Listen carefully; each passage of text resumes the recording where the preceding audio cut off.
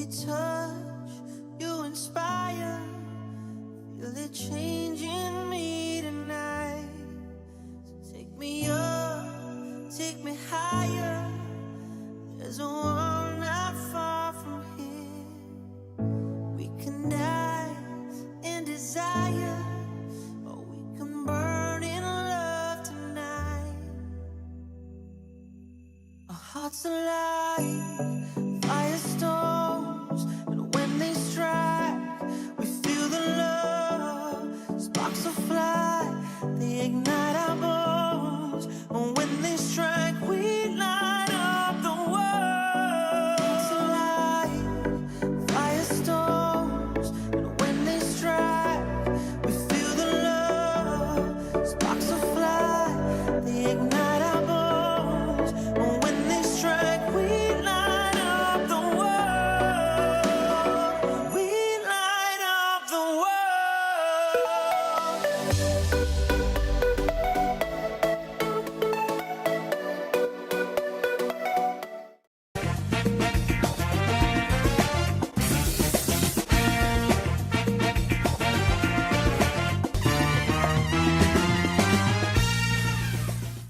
Hey everybody, and welcome to Buzz Talk Live.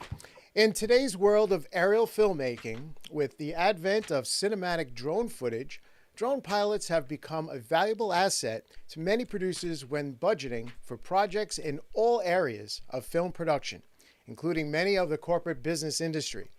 My guest tonight, Captain Chaos, Gracie Lace, is the first female drone pilot in television and is an Emmy Award nominee for her work creating cinematic drone footage.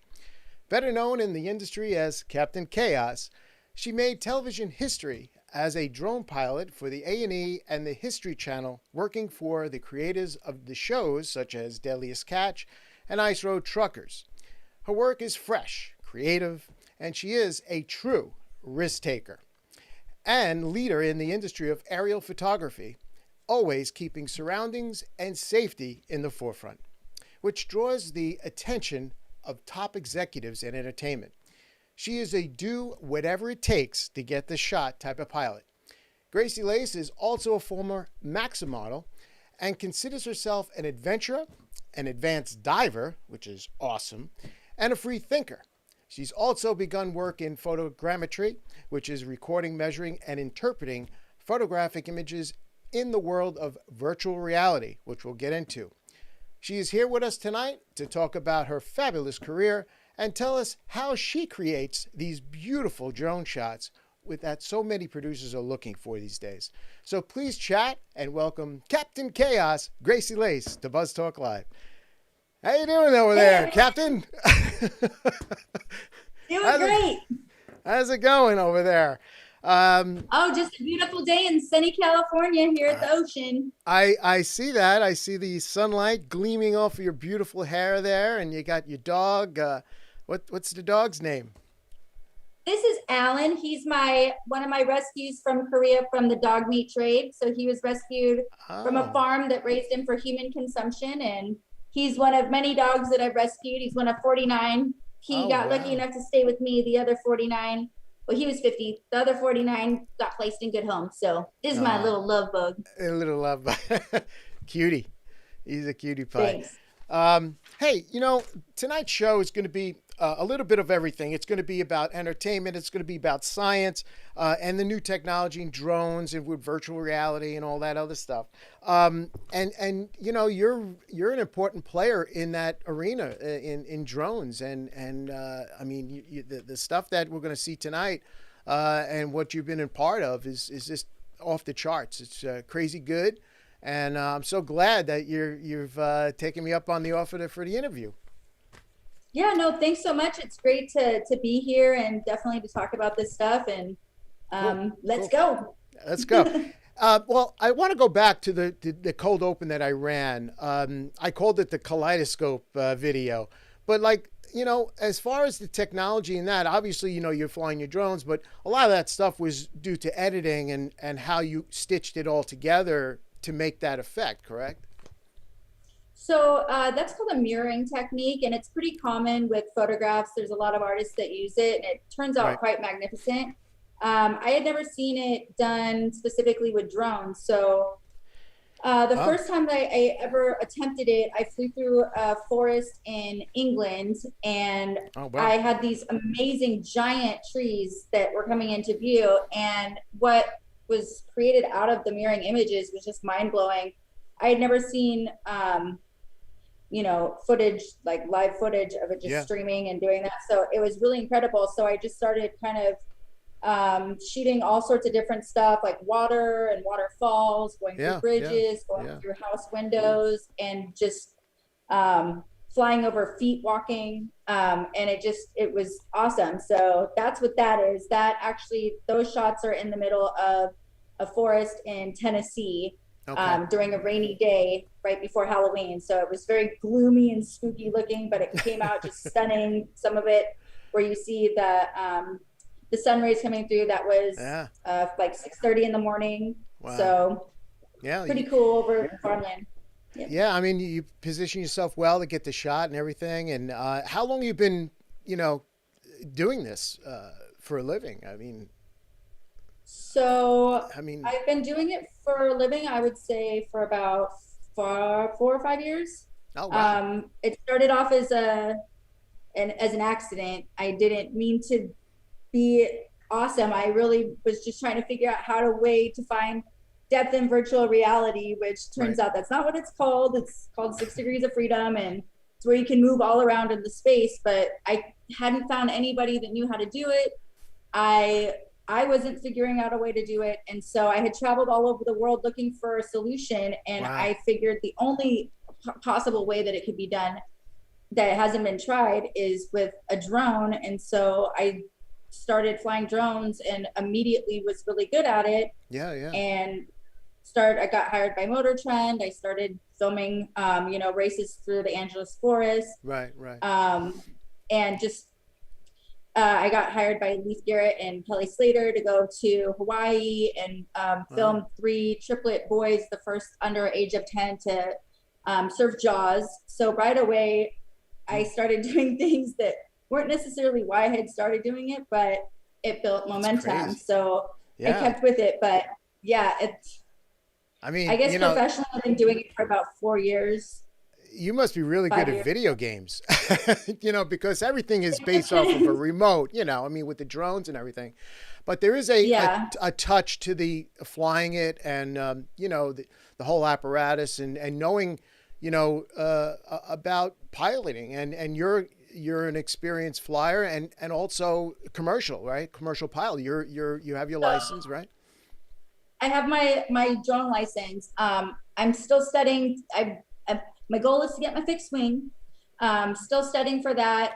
But basically, yes, I had to go through an actual piloting course, take a test. You can only miss like 4 or 6 questions out of like 160. And you have to learn everything about, the clouds and and nearby aircraft and knowing where you are in space. That's knowing where you are in space, knowing all of the FAA guidelines, their rules, keeping up to date with all of that. I became part of a drone board, basically, where it's the top 9 drone people that come together and try to figure out what's going on with the world of drones and what's safe, what's not safe, and helping like move some of those laws around. So that's been very interesting. I mean, once you get into what you do in filmmaking and how many drones do you have in your stable? So in your stable. At one point I had about 17. Wow. And unfortunately, and I don't want to call out the name because I still use their products, but a lot of the drone technology I feel like is still in beta. And so I've had quite a bit of issues with things happening, malfunctions happening that are kind of outside of human control. Right now I currently, I believe, have 7. Oh, wow. And do you name them? Do you name your drones? I've donated quite a few to the ocean. That could happen. That could happen. Yeah. They're so advanced, though. Over the years, they've become so advanced with their return to home features and and all this that it's almost like you can fly blindfold almost, you know. But so the way that I fly is definitely not one that I would recommend for everybody. I fly only in attitude mode, which means that it limits the capability, if there is a technical problem, to let the drone take over. It puts me in full control, which I prefer because I like to fly in very tight spaces. I like to fly in such a way that most people I wouldn't necessarily recommend. It's just I'm very confident with my spatial awareness. But when things do go awry, sometimes, unfortunately, that's one of the risks I take, is that I can have a malfunction and I'm not going to be able to have the drone correct itself, or if it decides that it's going to correct itself instead anyways and do a return to home. I've destroyed 2 drones doing that, flying inside of buildings, and I say it's at 12% battery and I know I can push it to 9%. I know I can, from where I am, the distance and everything. But I've had the drones actually say, we are going back home, and they lift up and they've crashed into, you know, things. And oh boy. And they're not cheap. They're not cheap. They're not cheap. And thankfully the structures that I was in, there was no structural damage to those either. Oh, yeah. So that, you know, it could have been a very expensive lesson, which is why I don't encourage anybody to do the things that I do. But, you know, I have good insurance. So I mean, you know, manual mode, you have to, obviously you subject yourself to mishaps and whatnot, but you know, experienced flyer like yourself, I mean, you have to, like I say, you push the limits, but you know, you know your surroundings, and it's all about safety. You know, there's parts where you can't fly over people and cars or highways or whatnot. But as a commercial pilot, though, you can do that, right? Right. So basically, I mean, I encourage everybody to follow the 107 rules that are outlined for a beginning drone pilot, which is, you know, I still don't think most people should fly at night. I don't think that if you can't see your line of sight that you have any business flying. I think that there's just so many, that you shouldn't go at higher altitude than 400 feet. There's so many obstacles that come out of nowhere that if you're not prepared for it, it becomes not only an issue of you damaging your drone or, you know, breaking a piece of it, but it's actually, you know, you have the ability to actually hurt, injure, maim human beings, animals, destroy structures. So it's, you know, and then you have to also remember that there's lithium batteries in there. So that becomes a whole other hazard. Right, so yeah, definitely safety for me is like, as much as I said, like I've crashed my drones and stuff like that. For me, it is like safety always comes first. So if I think that there's any sort of chance that there's going to be a mishap or it's not performing just right, I won't do it. No. Or I'll switch the drone out completely, and maybe it'll be different glass that maybe isn't going to be as spectacular, but you know. Now, when you're part of the production with directors and producers and they go over what they want to cover, you know, in a field or in an area or what have you, do they give you like parameters to work with, and then you decide, you know, it's best to shoot it this way or that way, or I mean, or is it storyboarded, or how does that all take place with drone aerial? So with the, like, for instance, with the farm show, that was a reality-based television show. So it wasn't fully scripted, but they did have an outline. Okay. With that, I was pretty much given free reign, like, because there was parts of the story that hadn't developed yet. They didn't even know were a part of the story until the drone went up into the air. So for instance, in the opening sequence that you showed, there was this green field, and you can see there's these holes in the field. Right. So when the farmers would be plowing the field, the corn, to feed the cows, so that this was a particular farm, was a dairy farm, so that they could, you know, have the corn for the cows or whatever. Right. They would be plowing it, and they would come across these huge patches. They couldn't figure out what was going on.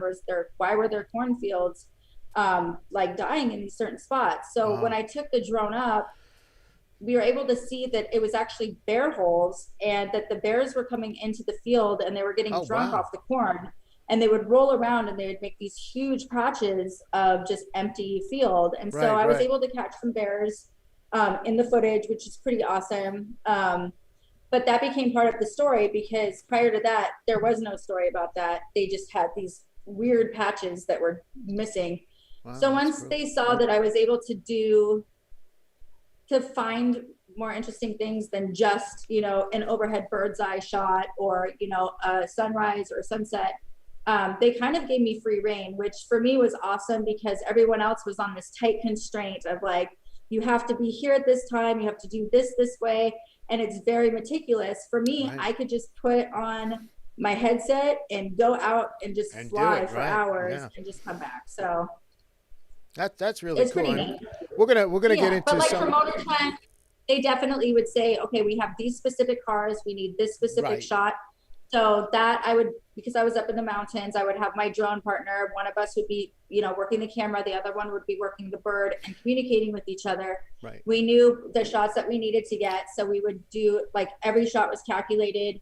Every shot, nothing was done without the other one, like, fully aware of it. And, you know, so most of the time. That brings up another point. Yeah, that brings up another point, Gracie, is when you're the pilot, you often have a spotter, a person who spots the aircraft at all times. They have to keep an eye on it at all times. But with the advent of VR and you know, these headsets, these goggles now that people are using, does that go away, or do you still have to have a spotter, or how does that all? So you still need to have line of sight. You physically need to be able to see line of sight your drone at all times because you, as the one holding the remote control, are the one in control of what happens if anything were to go awry. Right. So a spotter is great because, like, for instance, I only stare at my screen, and then, you know, if I need to look up, I do, depending on the spatial area that I'm at. Sometimes I'm only looking at the drone and I'm just, you know, 80s baby, I'm just doing the remote control. But most of the time I'm looking at the screen, but I always try to keep it, I can see my distance and my height. So I try to keep it where I can always look up and know where it is. With somebody else, it's really easy if you're the spotter. If you get dependent on another person just knowing where your drone is and you lose sight of it, people get bored very quickly. We have very short attention spans. So it's very easy for somebody to just look down at their nails really quickly or to, like, kick a rock, and all of a sudden they lose sight of the drone. I'm relying on them. It's too much risk. So I try to be my own line of sight. As far as, like, when I fly, like, the Inspire 2, say, my partner and I, we've developed a form of communication where literally if I'm raising it up 10 feet and I'm going to be turning at a 35-degree angle to the west, I don't make any movements without him, because then he's working the camera and he needs to know how to do the angles. So he'll tell me what angle he's doing the camera. I can obviously see it in my screen as well.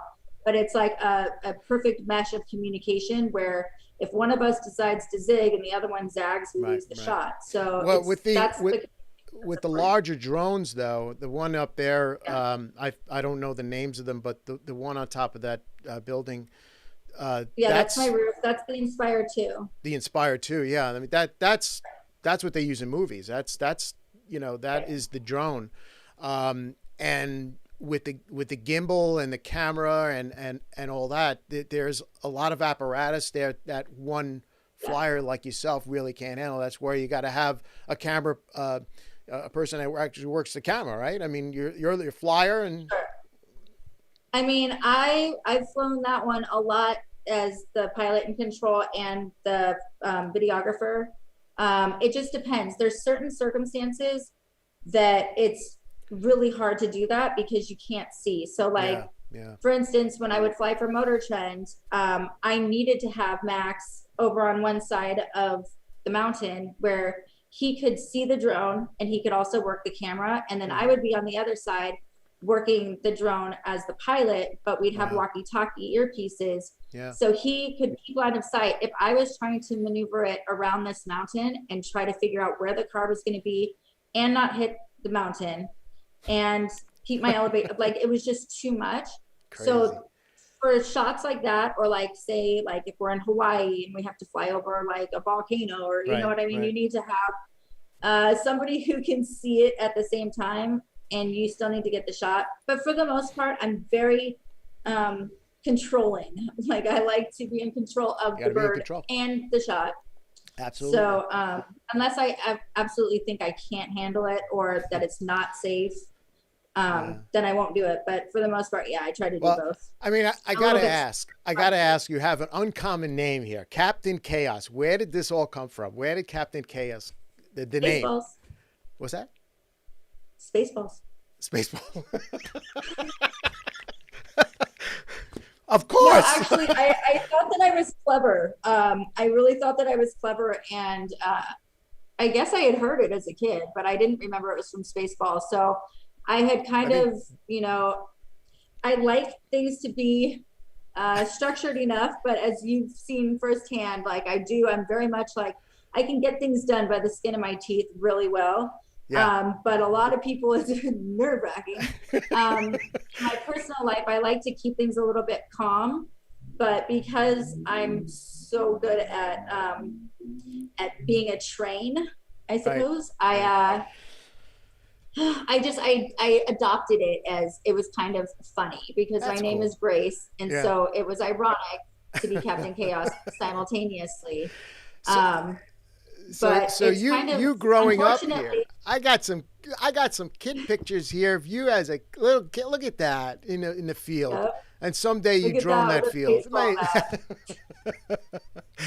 Little kid, look at you. You were a cutie pie. You really were. Thank you. Yeah, thanks.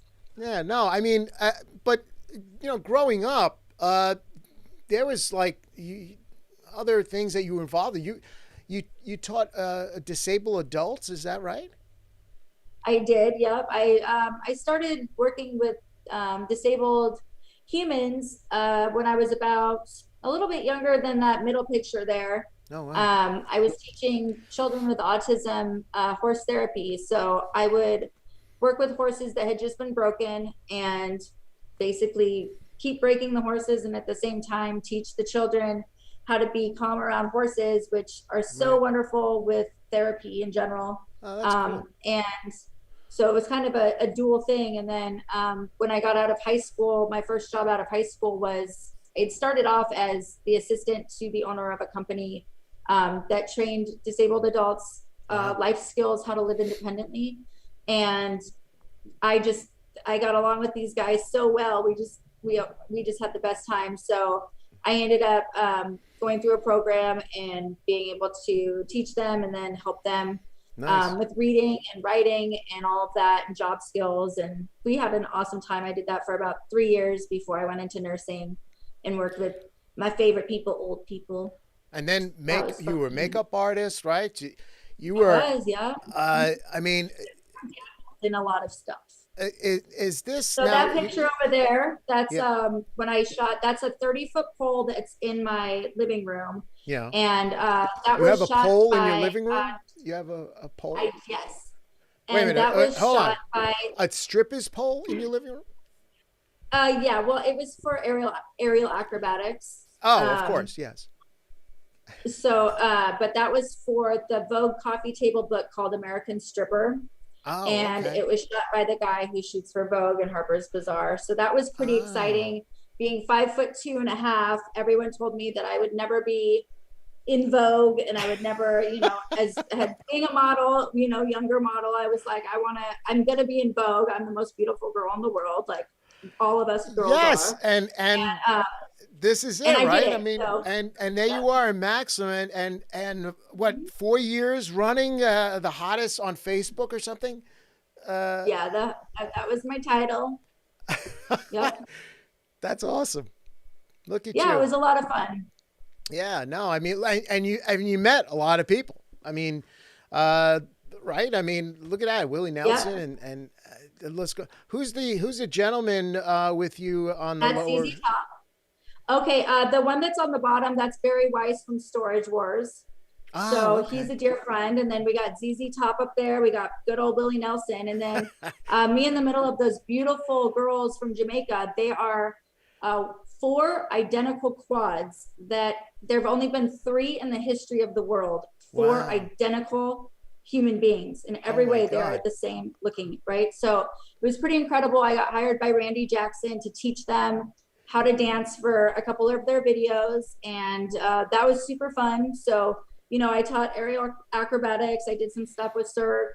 And then Randy Jackson hired me to train them. And so in the midst of doing all the drone stuff and, you know, the modeling and all that fun. I know. You're all over the place. Life, I get that. Yeah, it's been a really exciting ride for sure. Absolutely. I mean, and now I got to put this picture up because when you travel with your drones, now, obviously, you know, you don't look like a terrorist. No, but when the TSA opens up any of my carry-on luggage, that's what they see. So it's always exciting. This is coming out of Germany, and I asked this guy if I was able to. I think this was Germany. I'm not sure. But I asked him if it was okay if I snapped a picture of his screen, and he said that was fine. But it definitely looks suspect for sure. It does not look cool. Yeah, all the batteries. But it's also kind of an awesome picture. Yeah, it really is. And the look on his face of just pure perplexed. So, so let's get back to the American Farm stuff. Now, is that the Emmy nominee that you got for that one? Yeah, so it was 2 nominations. One was for most cinematic shot, and the second one was for most cinematic longest shot from a single camera. Okay. So, now is unfortunately I was number 1 at losing, but you know, people tell me that having the nomination is just as good as winning.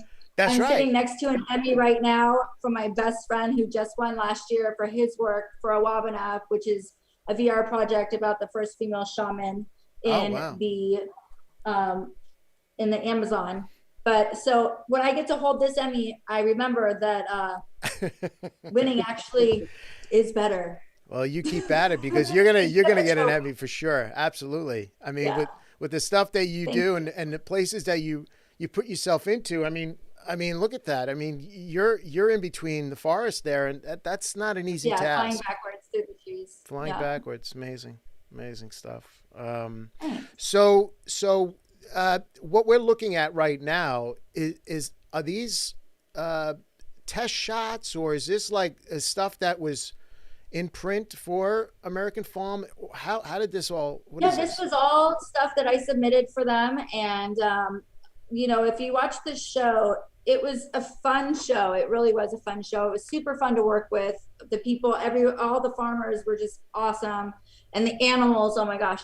But these farms were beautiful. So I had, I don't know, I think something like 200 hours or something, maybe more, I'm sure more, of footage for them. And so when you watch the show, it's pretty much every other shot is my shot, which is nice. So it's kind of cool because, I mean, there's obviously some of the best cinematographers I've ever worked with were on the show also. So I definitely don't want to take full credit. The show was a group effort. By absolutely. So many talented people, and I think I'm the only one that doesn't physically own an Emmy that worked on that show. But it was really nice to see because I haven't seen too many television shows that are almost all drone. Yeah. And so I was very flattered. And in the midst of my work, it's like then they cut to these, you know, multi-award-winning cinematic shots from these other people, and it was just awesome. It was such a fun show to work on. Yeah, I mean, a shoot like this, it just lends itself to drones. I mean, everything is aerial and stuff like that. I have a clip of, I guess it's the pilot for the series of American Farm. Oh, cool. And so let me run that. This is really cool.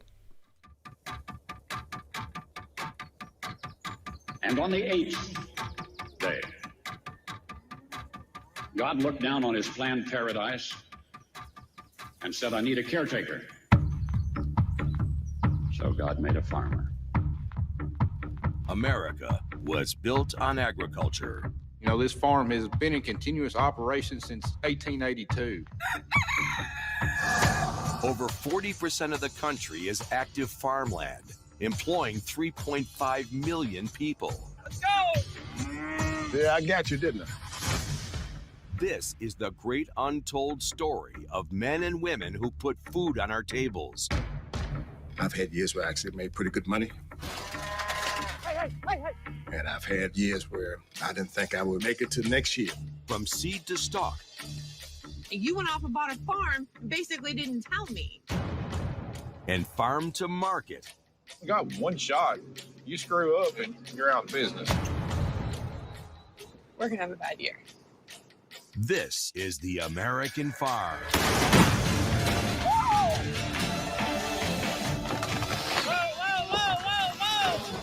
It takes everybody on the farm.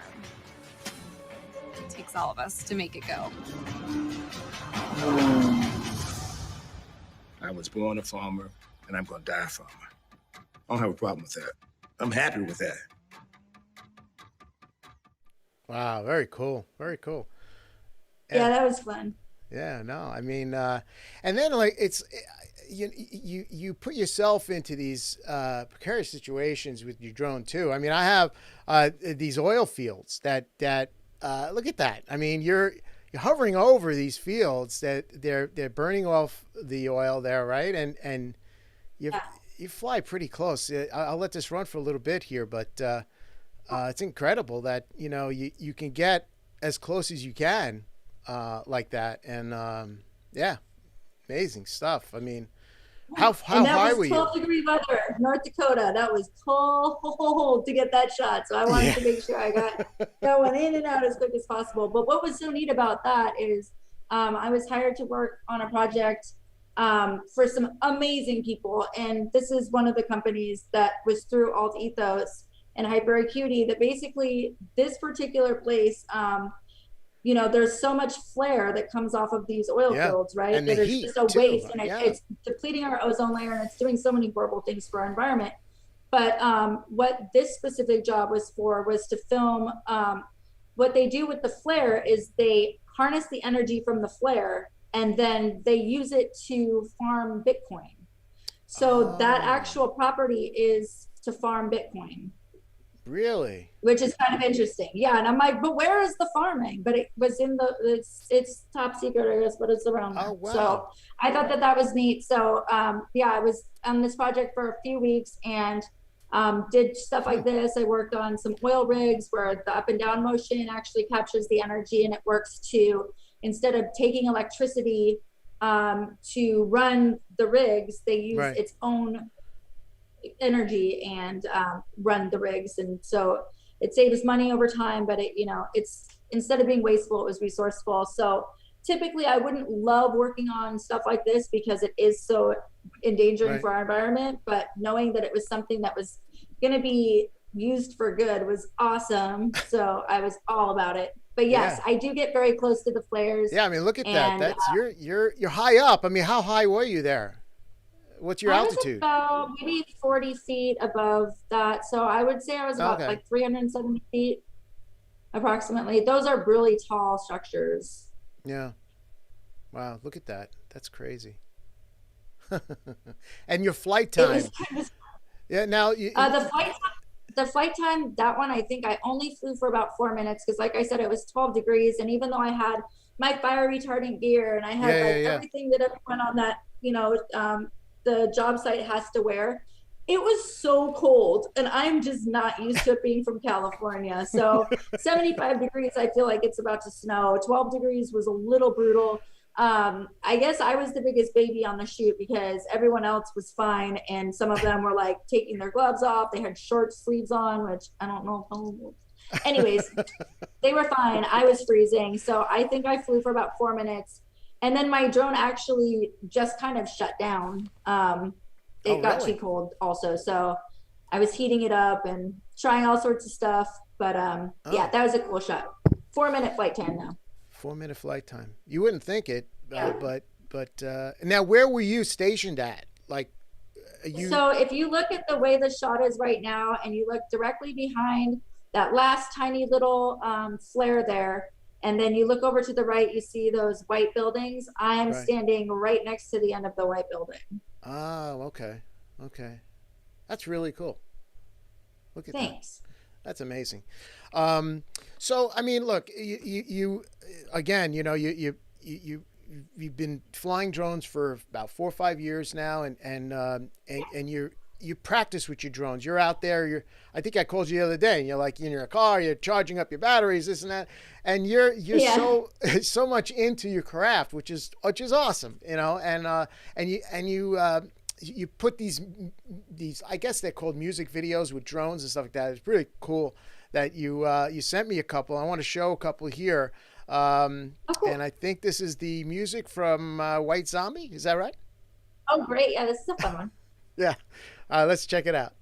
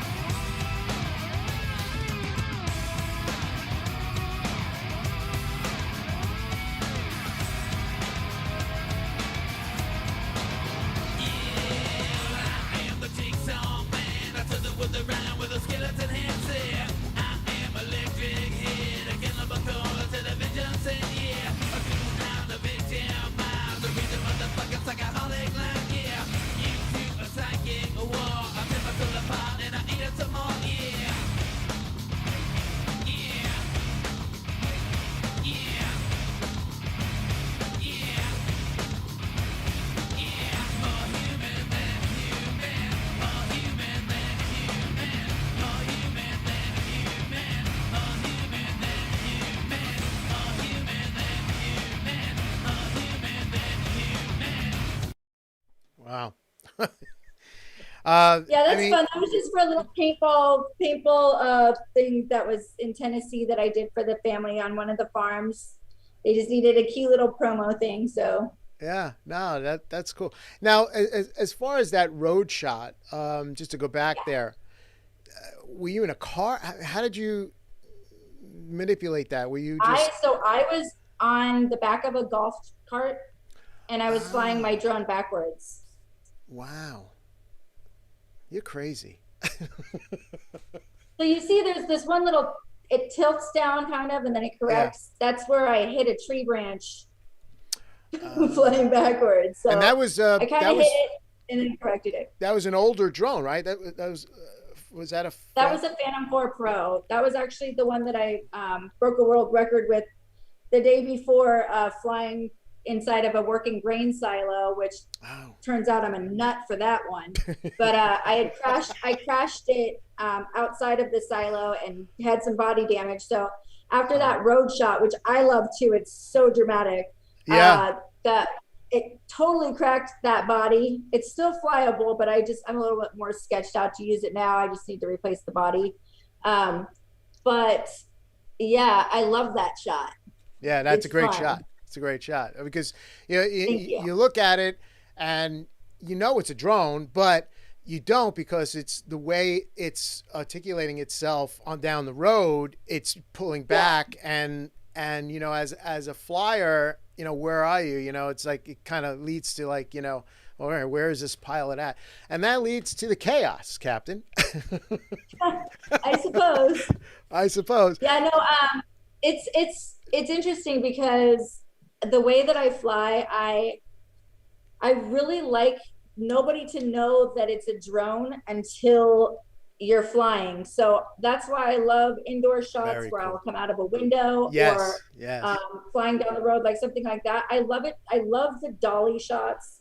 Just like old school dolly shots where it just looks like, did they have drones back then? But you know that it was a dolly. But then all of a sudden you're completely flying away, and it becomes this beautiful, you know, reveal. So those are kind of how I've always. I mean, the apparatuses they have for today's photographer, videographer, filmmaker, whatever, birdie cams and all this other stuff. I mean, it's really is now that's Emmy award winning stuff. I mean, to create, you know, these different harnesses that, you know, strap a camera on your body and run with it and all that other stuff. But drones, you know, now, you know, I had a fellow on, Fred North, who was a motion picture helicopter pilot, stunt pilot, and he was amazing. He's been in all these movies doing these stunts with camera attached to the helicopter.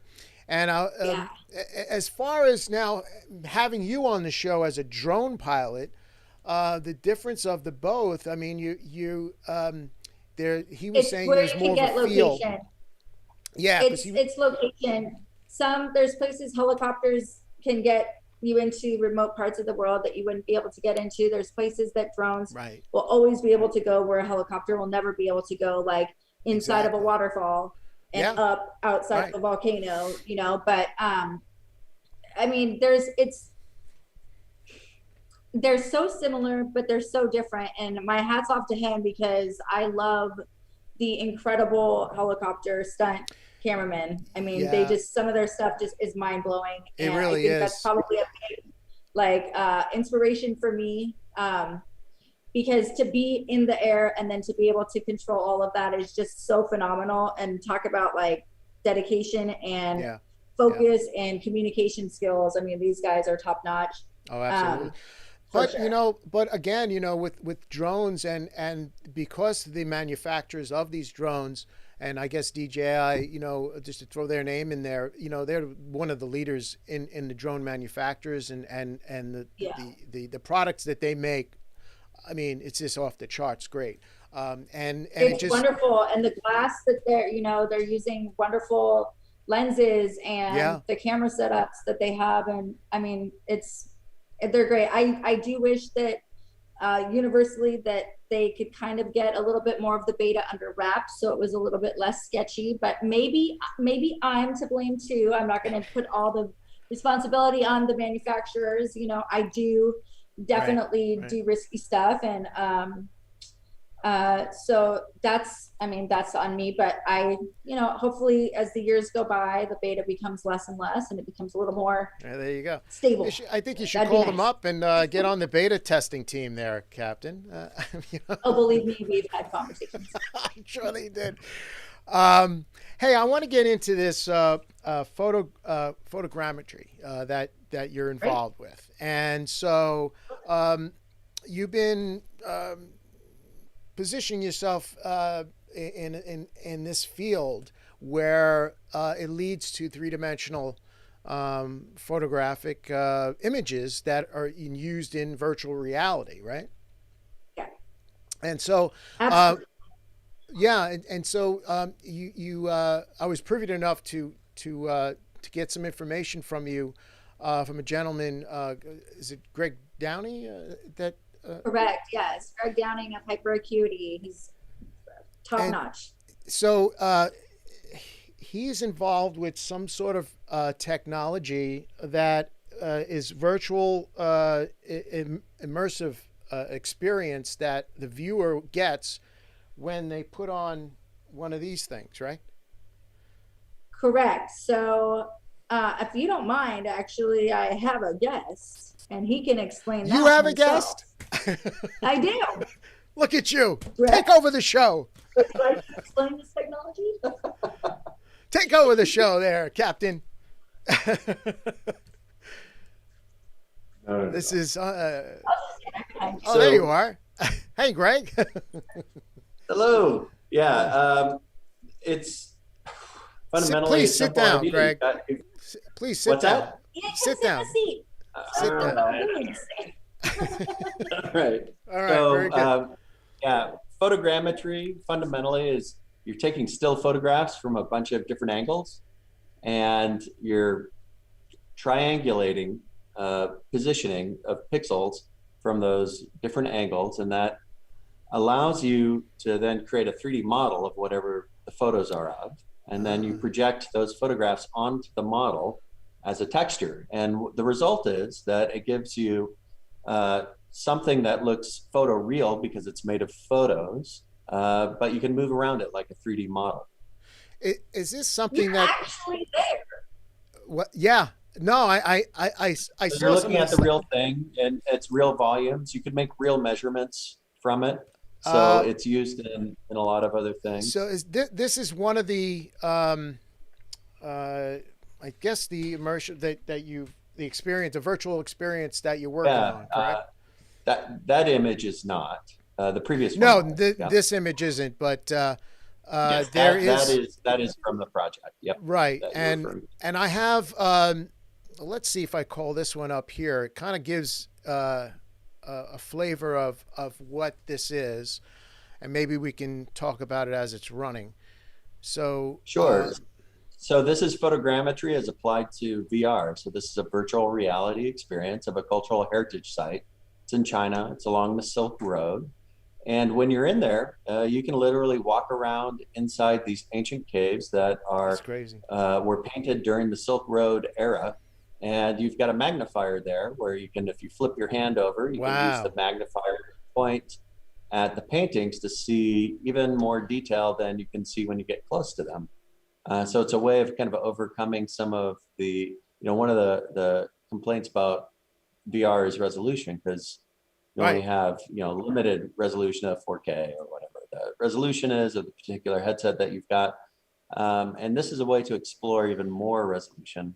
Which this is something that Greg created, this magnifier. So it's pretty magnificent to be able to see, when you're actually in China and the Silk Road, people are traveling for like 5 hours to get to this super remote place that most people are never going to see or hear of. It's a Chinese cultural thing. So a lot of Chinese people do travel there, but it's very hard to get there. And once you're there, you are limited to just a few minutes in a dark cave with a little flashlight with a ton of people behind glass. So this actual, this is better than actually being there. Yeah. So in some ways it is. You can spend as long as you want. Yeah, you can stay in there as long as you want, and you're able to be in a place where most people will never ever get that experience, which is so fantastic. Yeah. And I had searched the world looking for this technology. I didn't know that I was going to be that I was going to see this for my first experience. And when I met Greg, it's so funny because I had been looking forever for him, for somebody that knew what they were doing as far as understanding what virtual reality meant, not a computer graphic generated image. I wanted to really be somewhere. If I can't be there, I want to be there. And there's so many people that don't have the ability, that don't have the means, that don't have the courage, that just can't culturally be in these places. And now they can. And that's what to me is so fascinating. So, I've been so fortunate to be able to work with Greg on several projects, and this is great. It's everything that I could have ever wanted. It's the whole reason why I got into drones. And so I just feel like the world is about to be a huge oyster for so many people. And you should show them the one that you shot there with the drone. So turns out with this technology that drones are hugely useful for capturing large scenes. And there's a lot of fun things that you can do, like you can take big scenes and miniaturize them. So you can see things in 3D that normally in real life, you can't move around. And I don't know if you were able to ever get that link that I sent you for the Dominator, which was the shipwreck. It's a The SS Dominator? Yeah, SS no, Dominator. I couldn't. No, I'm sorry, Grace. I couldn't rip that into my my switcher here. It wasn't communicating. I couldn't do it. But yeah, that was great too, because it showed. Well, describe it. I mean, it was a shipwreck. Well, right? that was a scene that we collaborated on. That Grace did the aerial photography for. Yeah, so basically we had scoped out this site in Palos Verdes, and it's a shipwreck site, and the shipwreck was not recovered fully, but they had sent an excavator down to try to get the pieces of the shipwreck, which in turn also got shipwrecked.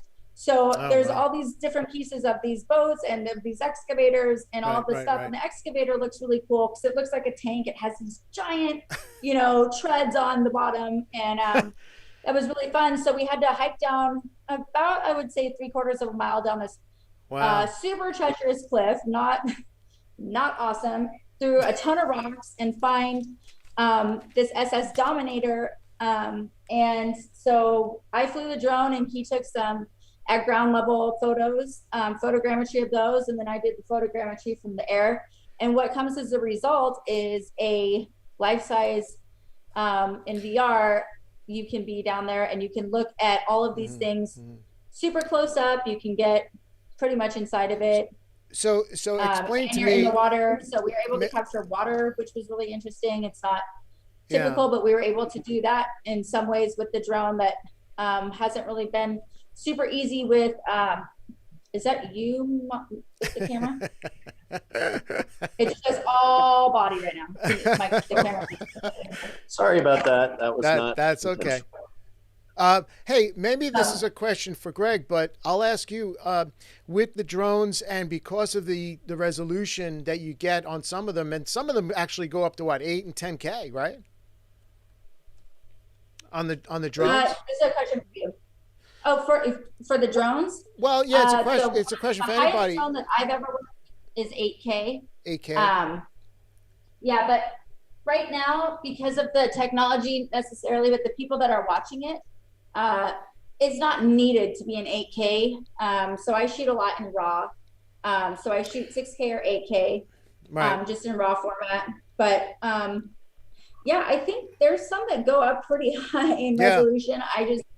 I haven't had any need for it to date, just because my computers don't even handle that kind of resolution at times. So another question I have is as far as the technology and how it's stitched, is there an overlap of frame size? So like if you're doing a landmass and you're flying your drone over this landmass and you're doing a sweep or whatever,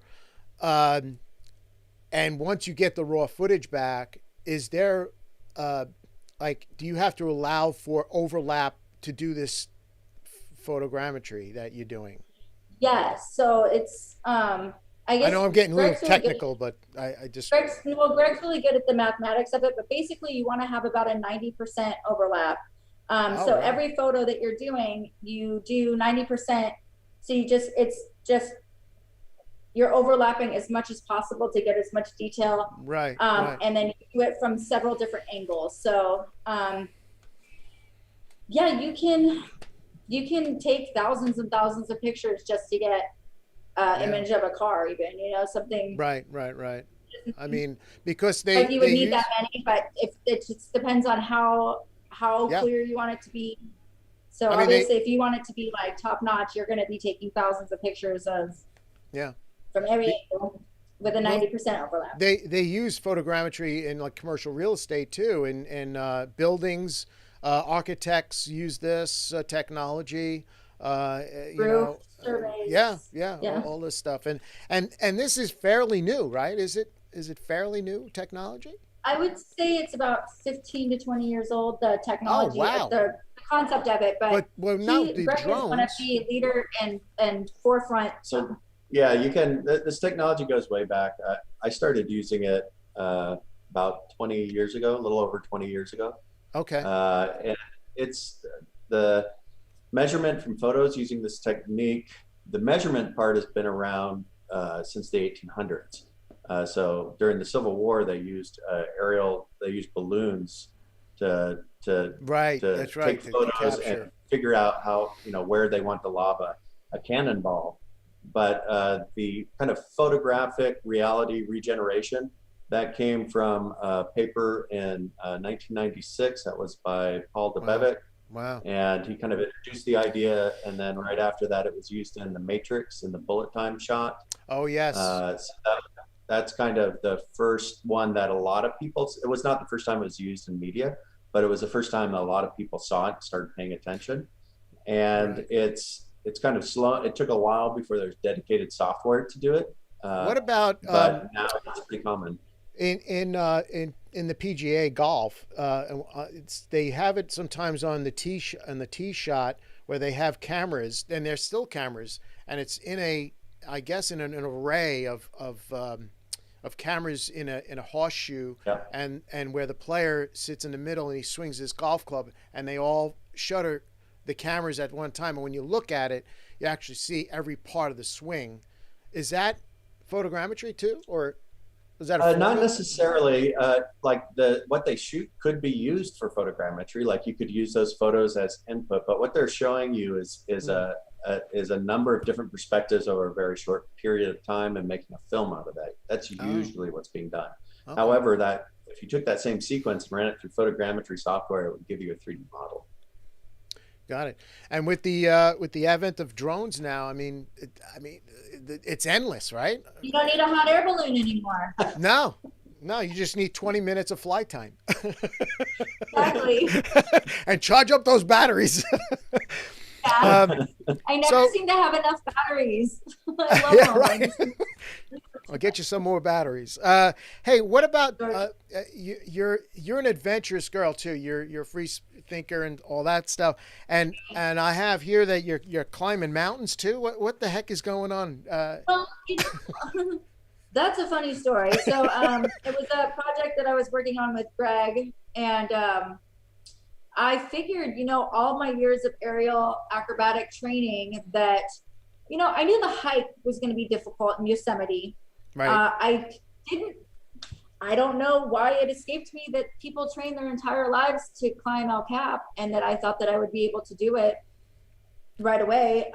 Turns out that not that awesome at it, but I did try. I got up about 3 or 4 levels before I had a full nervous breakdown and needed to go back down, which is when I learned that I was not fully strapped in. So thankfully I did have all those years of rope training and, arm strength, because I was able to just hold onto the rope long enough to swing into the side of the mountain and not tumble into the rocks below, into the quarry. Oh my God. So that kind of ended my rock climbing for now, but we are heading back out to Yosemite next week, and we'll see what happens. Yeah, maybe I'll start at a smaller pace. I'm not sure. Where are you located? First day. Where are you located, Grace? Where were you? I'm in Marina Del Rey right now. Oh, you're Marina Del Rey. Oh, that's nice over there. Yeah, it's not far from Santa Monica, right? It's not that far away. Correct. It's about 3 miles away, but we're right here on the ocean, so it's just straight shot to see Malibu from here, and it's man, what a nice day to be alive with the way the sun is shining. We're right next to the old Venice canals with Lighthouse Bridge, one of the only remaining bridges in all of Venice Beach. So that's stunning. Around us, there's so many historic buildings when this was just an old oil field, and it's really beautiful here. The ocean's there, and we've got the canals here. It's kind of so it's a nice day. Things are as far as work though, things are starting to open up for you guys. You getting calls for productions and for your service? Absolutely. Yeah, no, there's people, I think everyone's really excited to get back to normal. And being a drone pilot, I've been fortunate that I've kind of always been able to just be alone, so I've loved lockdown, I'm not gonna lie. But yes, definitely more calls are coming in. I'm so thankful that people are getting vaccinated and everything's getting a little bit more safe and secure. And, you know, I think we're all just ready to take a deep breath for real and be able to continue life. So, yeah, absolutely. And with that now, you working on a book too about I am. the dogs, it's survivors the dog meat trade, right? Correct. So this is definitely not a book that's trying to make light of the meat trade. It's in rescuing so many dogs and rehabbing them and placing them in homes. You know, the dogs that I worked with was just a small, you know, portion of the amount of dogs that came in from Korea. And there's so many places all over. There's Cuba, there's China, there's Thailand, there's Indonesia, there's, you know, Los Angeles. I mean, people are abusing the animals all over, and there's so many wonderful foundations. But basically, what I found is I would go to LAX about 2 times a week, and I would pick up 1 or 2 dogs that were having severe PTSD from being in the meat trade. And basically what the meat trade is these animals are raised for human consumption under the pretense that the more that they are abused, the better their meat tastes. So these dogs are just put through the worst of conditions from the moment they're born until the day that they're slaughtered. And it's just awful. So I would pick them up from LAX, and living here on the beach, I would take them and they would see for the first time a sunset. They'd never seen a sunset. They'd never been in loving arms. They'd never been in a home. And so I took these amazing pictures of these animals when they would see the sunset for the first time. This picture with this little girl here, this was actually, that's Gus, and this was right before he was put to sleep, but he was just old, but he was on the beach with me, and we went for his final swim. And he hadn't been able to walk for 4 years. He had a stroke, and he had, what's that condition where you have seizures? He had seizure disorder. So basically he put his toes in the sand, and that's his little friend. And she had never seen her dog run. So she got to see him run, and we went for a swim, and then he, you know, went to the Rainbow Bridge. But basically what this book is about is these happy moments and how these dogs can go through so much. So it's such an ordeal, right? Yeah, and still be the most compassionate, caring, best friends to human beings. And for me, it's just such a testament, because knowing where they came from, what they went through, just the small amount that I know, that they even want to deal with humans at all, to me just blows my mind. So like my little Alan here, he's a Jindo, and he Alan, I love the name. Yeah, he picked his own name. But basically he you know, he's like the sweetest thing I've ever encountered, and so many of these dogs are great. So basically I named the book The Taste of Karma, and I have a really wonderful foreword written by a 9-year-old boy who, when he met one of the dogs, he said, you know, he's from England, and he said, you know, it's okay if people want to eat animals, you know, but why do they need to hurt them? The meat shouldn't taste better. It should taste worse because of karma. And to me, that was just so profound for such a small child. That's perfect. So, yeah. So that's what the book's about. Hopefully it'll be done in like the next, hopefully 6 months. But the dogs are still coming in all the time. So I don't ever feel like I'm done. Somebody's going to have to put a cork in me and tell me just to do it. And maybe we'll do issue number 2. But only if these dogs could talk, you know, I tell you. It's crazy. I think that's part of our blessing, is that they don't. They know us, they see us at our worst, and they keep their mouth shut, and they love us anyway. So I think that's like dog's best friend. One of the best creations that I know that this universe has given me, is these guys. Absolutely. Grace, it was so wonderful to see you tonight and to have you as a guest here on Buzz Talk Live. I've learned a lot, and I hope our viewers, you know, learned about you and what you're all about. And I mean, I have a drone pilot on. You know, everybody knows, well, drones, they see them as, but you know, you're incredible. I mean, you're very talented, and I wish you all luck in the world. Thanks a lot, George. You too. All right. Have a good night. You too. All right.